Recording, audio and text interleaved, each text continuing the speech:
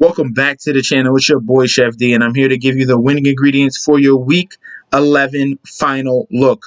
Earlier this week, we had the first look, and now with more information, now we can key in on each and every position. Some guys are in better matchups, some injury news. A lot has gone on, all right? Before we deep dive into that, don't forget to like, comment, and subscribe to the channel. Also, follow me on Instagram and Twitter at MessNetJSD, and also sign up for the Patreon one-on-one. You get 30 days for $7.99 package. All right. Information, slate breakdown, betting advice. Everything is there to help you. All right. Some people need some guidance in some of these situations. All right. And I'm here to help. I got screenshots on Instagram as well if you want some proof. Okay. Now, with this slate, Week 11, I gave you some of the broad strokes of each and every position at quarterback, running back, wide receiver, and tight end. Now, I think we can solidify some of these guys. First one we're going to talk about will be Dak Prescott, all right? Dak Prescott in this prime game right here against Kansas City. I think him and Patrick Mahomes, you need to have one of these two guys in your lineups. It's going to be a high-octane scoring game. Obviously, the injury to Amari Cooper is a little bit of a downgrade, but they still have a ton of weapons. Dalton Schultz, Michael Gallup. They still have CeeDee Lamb. They still have Cedric Wilson. They still got Blake Jarwin. They got Ezekiel Elliott. They got Tony Pollard. There's a plenty amount of options for Dak Prescott to have a great game in this matchup, which is going to be very high scoring. Obviously, the upside in the rushing is there. He had a touchdown last week. I'm expecting a little more yards from him. His high for this year is 35 yards. I think he can get somewhere near that because he's going to really have to push the pace because Kansas City is going to be on their heels, okay? Very back and forth. Each possession, they're going to have to come through with a touchdown. It's going to be a very intriguing matchup. I love Dak Prescott. We love Josh Allen against Indianapolis. The Colts have one of the worst pass defenses in the league. He's home in a great matchup.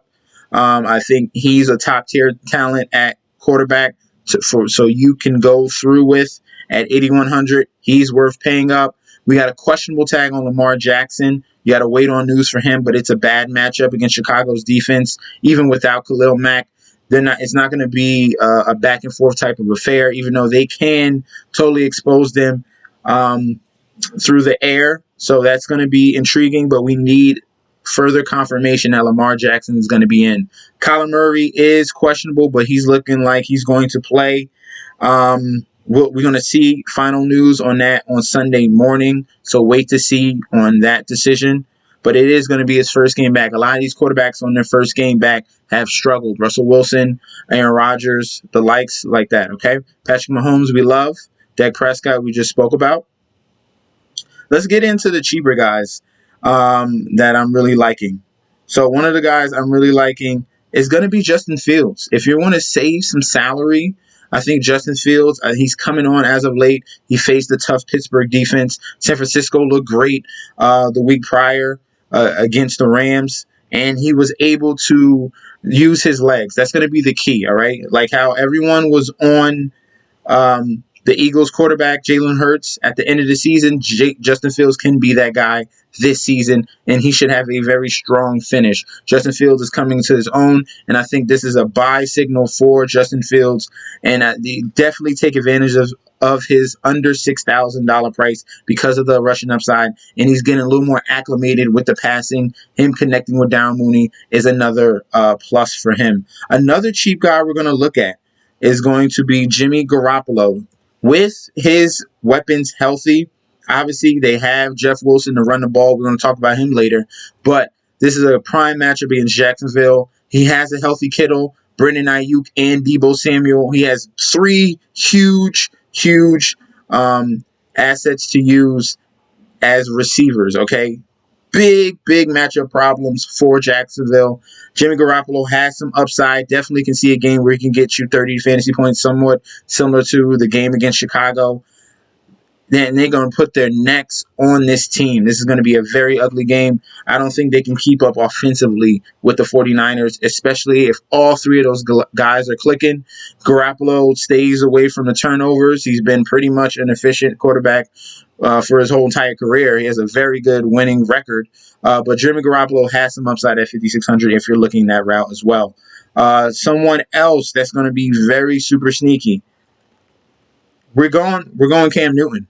Cam Newton at 5,100. I think this is a steal, an absolute steal in GPPs. Cam Newton at 5,100, getting the start at quarterback against Washington and his former coach, Ron Rivera. In the short amount of snaps he had against Arizona, he was able to put 11 fantasy points. He rushed in for a touchdown and even threw a touchdown. I think they're going to go full Cam Newton this week. He has a ton of upside, rushing and passing. He has all the weapons around him. CMC, DJ Moore, Robbie Anderson. The list is long, okay? Terrace Marshall. I think Cam Newton breaks out. He's gonna be on a freaking statement tour to prove that, you know what, he shouldn't have been cut. He shouldn't have been let go. You should have picked him up. Cam Newton, I love him at 5,100. He's going to be the main guy right here for QB. We'll put him here. Let's move over to that running back position. The first guy we're going to key in on will be Jeff Wilson. All right. Jeff Wilson at 5,100.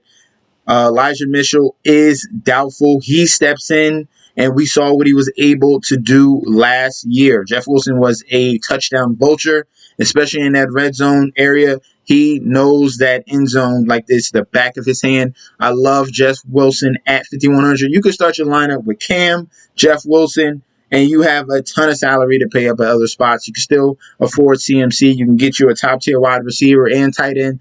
This is going to be a great lineup builder to start off with. Cam and Jeff Wilson at 5,100 each. Definitely throwing him in there. He's going to be the lead back. Shanahan loves him. And he had his birthday last week. So here's a reward. Go be the starting running back. Supposedly Elijah Mitchell has some type of broken finger. Hey, tape that up, man. You're a man. All right, tape it up. Every other person with a broken finger tapes it up. Come on. Sad. Whatever. It's for Jeff Wilson. We're going to ride that wave, okay? Next guy we're not going to forget about is A.J. Dillon for the Green Bay Packers. All right? Obviously, I love Cook on the other side, but the opportunity for A.J. Dillon is huge. With the injury to Aaron Jones, he steps in. They've been using him as a receiver and rushing yards. He has similar upside to Najee Harris. Look at these carries, 21. Look at the targets, 2, and the week before, 4. All right, some similar upside at a very cheaper, depressed price at 6,200. Definitely take your shot on A.J. Dillon. We'll throw him in there. And then last but not least, for that running back spot that we're going to key in at a very cheap price will be Devonta Foreman. Devonta Foreman for the Titans has stepped up as the lead back of the Tennessee Titans. Enough of this Adrian Peterson talk. He's the guy, man. This man's been waiting, and this is his former team. This is the perfect situation to stick it to the Texans. They throw Foreman at him, who was a high pick for them. They let him go, obviously, because of his knee injury, and now he's back in the form of the Tennessee Titans. I think this is a super sneaky play with high upside. We know how Tennessee loves to run the ball, and wouldn't it be perfect that Vrabel sticks it to the Texans and uses Foreman against them? And as you can see, look at the picture. He's wearing the Texans jersey in this picture. That's absolutely crazy. So 4,900, I want to say lock, but I'm not going to say lock. Devonta Foreman is a huge, huge love for this week. All right. Other notable guys at running back: McCaffrey, Cook, Ezekiel Elliott against KC. Remember, the injury to Cooper, Zeke is going to have to step up. And obviously, we love Nick Chubb against the Lions, okay? Those are going to be the notable mentions for running back. Let's move over to the wide receiver position, all right? We have the injury news about Cooper. So what does that mean? That means we're all in on CeeDee Lamb. CeeDee Lamb at 7,600. He's been taking over the targets anyway from Cooper. Look at the production. Week 5, 18 fantasy points. Week 6, 39 fantasy points. Week 8, 20. And then last week against Atlanta, 28 fantasy points. He is the alpha on this team. I love him at 7,600. The secondary guys are going to be factors as well for Dallas. That's going to be Cedric Wilson. Okay. And he's over here. See, there's so many Wilsons in this thing. There you go. Cedric Wilson at 3,200. He can be a flex play. Okay. In this game matchup, he's a flex. I like him. And then also, don't forget about Michael Gallup. Gallup is finally back and healthy, and you can get him at 4,200. He's an even better play. Last week came through with 3 receptions, 5 targets on 42 yards. Expect a TD from him. All right, I might do a prop on him. I think he has some upside. Obviously, all the attention is going to be on CeeDee Lamb. Gallup is still that guy as well. So they have a ton of talent. It doesn't matter that Cooper is out. They have 2. Gallup can be a number 1 on another team. To be 100% honest with you, he can be a number 1 on another team easily. Gallup is that talented. All right. Now let's continue on with the wide receiver position. Devonta Adams, right here for Green Bay. Obviously, he's the highest price guy. You want to play him. You think of a bounce back performance for Aaron Rodgers, obviously, in this game against Minnesota in division. He has a great history against them anyway. They don't have a corner to stop him. Yes, we're going to play Devonta Adams. Let's see if I can find some sneakier guys for you. Just like in the first video, I want to see if I can find some gems. And one of them will be Devonta Smith. Devonta Smith for the Eagles. I don't know what it is. As soon as the thing happened to Henry Ruggs, since they went to school together and they're like best buds and they got that little handshake, he has went off ever since that incident happened. As you can see, back-to-back weeks, 25 fantasy points against Chargers, 22 fantasy points against Denver. So those are two very good teams with very good corners. And now he's going up against probably Marshawn Lattimore. I'm willing to ride the train. Okay, I'm really willing to ride the train another week. I think he's going to have a strong campaign at the end of the season. And it's a tough matchup. Expect them to be in a slug fight against the Saints. They're going to scheme him open. I like Devonta Smith at 6,400. Another guy we're going to look at is going to be Brandon Cooks. Brandon Cooks, with Tyrod Taylor being back last week, had 14 targets against Miami, and now he's going to be going against Tennessee, who has a very poor secondary, and expect him to go off. He's going to be one of our mainstays in our lineups in that mid-range point at 6K. Brandon Cooks is an absolute beast. Let's throw him in there. I got to make some space for him, so I got to cut out some guys. So we're going to put in Brandon Cooks right there so you don't forget about him. Bryan Edwards. Bryan Edwards for the Las Vegas Raiders. He's coming on as of late. Obviously, a lot of targets are going to Hunter Renfrow. The number 1 option is Darren Waller, but the number 1 wide receiver is Bryan Edwards, okay? He's going to have another strong end of the season. Obviously, having a big, huge preseason. It's taken him a little bit of time, but he's putting up some solid performances. Week 10 against the Kansas City Chiefs, 17 points. And then against the Eagles, 13 points. He had some good games at the beginning of the year, but now I think we're going to hit a stretch where it's going to be back-to-back, because they're going to need him in some situations where the Raiders are going to be down. Since all the turmoil is going through, Derek Carr is going to need to rely on Bryan Edwards, Hunter Renfrow. They're keying in on Waller, and then everything else is going to go to the other guys, and I think Edwards would be a prime person, okay? Let's see if I can get you another guy. I think I got one more for you. One more. Actually, 2 more. We'll throw 2 more in there. Tre'Quan Smith. He's now the number 1 wide receiver. He has usurped Marquez Callaway.